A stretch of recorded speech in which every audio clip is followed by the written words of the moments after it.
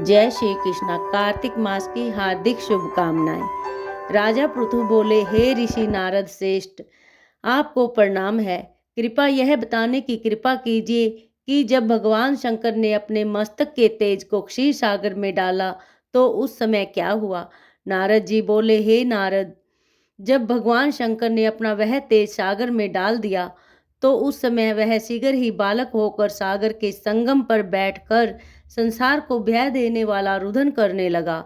उसके रुदन से संपूर्ण जगत व्याकुल हो उठा, लोकपाल भी व्याकुल हो गए, चराचर चलायमान हो गया। शंकर सुवन के रुदन से संपूर्ण ब्रह्मांड व्याकुल हो गया। यह देखकर सभी देवता और ऋषि मुनि व्याकुल होकर ब्रह्मा जी की शरण में गए और उन्हें प्रणाम कर उनकी स्तुति करने लगे। उन सभी ने ब्रह्मा जी से कहा, हे पितामह, यह तो बहुत ही विकट परिस्थिति उत्पन्न हो गई है। हे महायोगिन, इसको नष्ट कीजिए। देवताओं के मुख से इस प्रकार सुनकर ब्रह्मा जी सत्यलोक से उतरकर उस बालक को देखने के लिए सागर तट पर आए। सागर ने ब्रह्मा जी को आता देखकर उन्हें प्रणाम किया और बालक को उठाकर उनकी गोद में दे दिया। आश्चर्यचकित होते हुए ब्रह्मा जी ने पूछा, हे सागर, यह बालक किसका है? शीघ्रता पूर्वक कहो। सागर विनम्रता पूर्वक बोला, प्रभो, यह तो मुझे ज्ञात नहीं, परंतु मैं इतना अवश्य जानता हूँ कि यह गंगा सागर के संगम पर प्रकट हुआ है। इसलिए हे जगत गुरु, आप इस बालक का जात कर्म आदि संस्कार करके इसका जातक फल बताइए। नारद जी राजा पृथु से बोले।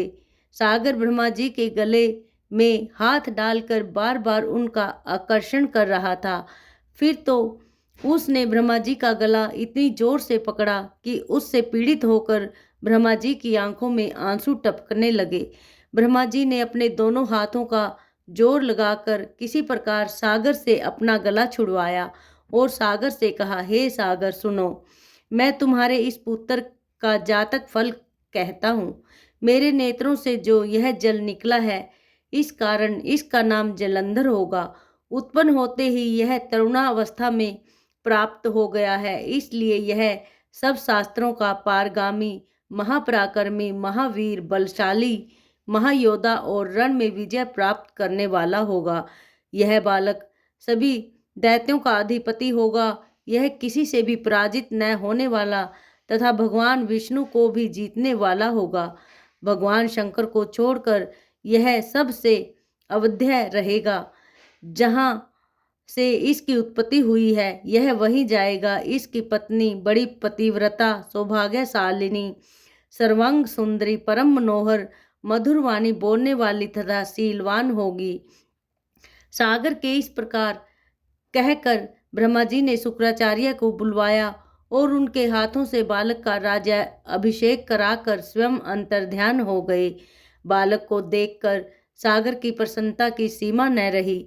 वह हर्षित मन से घर आ गया। फिर सागर में उस बालक का लालन पालन कर उसे पुष्ट किया। फिर कालनेमी नामक असुर को बुलाकर वृंदा नामक कन्या से विधि पूर्वक उसका विवाह करा दिया। उस विवाह में बहुत बड़ा उत्सव हुआ। श्री शुक्राचार्य के प्रभाव से पत्नी सहित जलंधर दैत्यों के राजा हो गए और सुख से रहने लगे। हरि ओम। हरे कृष्णा कृष्णा कृष्णा हरे हरे, हरे राम राम राम हरे हरे।